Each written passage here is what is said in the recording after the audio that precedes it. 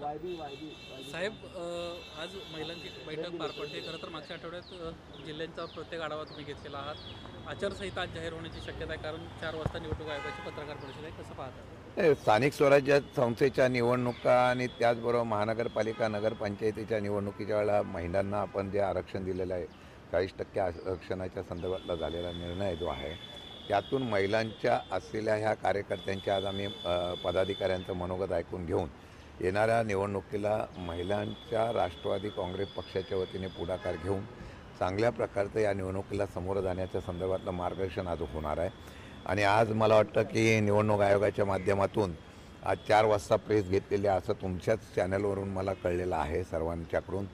मला वाटतं की आमच्या परवाच्या मोर्चाच्या माध्यमातून केंद्रीय निवडणूक आयोग आणि राज्य निवडणूक आयोगाने चर्चा करून कदाचित ही निवडणुकीची प्रक्रिया या मतदार यादीची चौकशी आणि मतदार यादी सदोष करण्याच्या संदर्भातला निर्णय घेऊन ही निवडणूक घेऊ अशा प्रकारची उल्लेख करतील अशी माझी अपेक्षा आहे.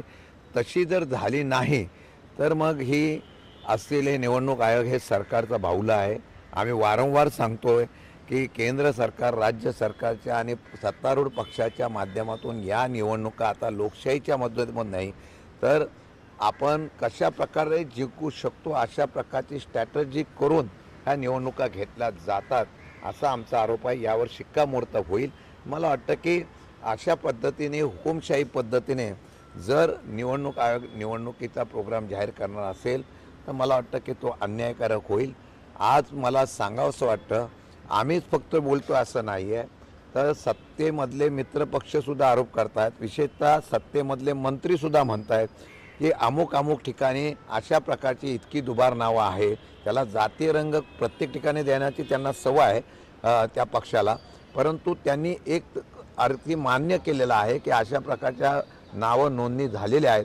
मग आमचं तेच म्हणणं आहे की तुम्ही आता जर तुम्ही स्वतः म्हणत असाल तर सदोष यादी व्हावी. दुबार नावं जी आहेत ती रद्द.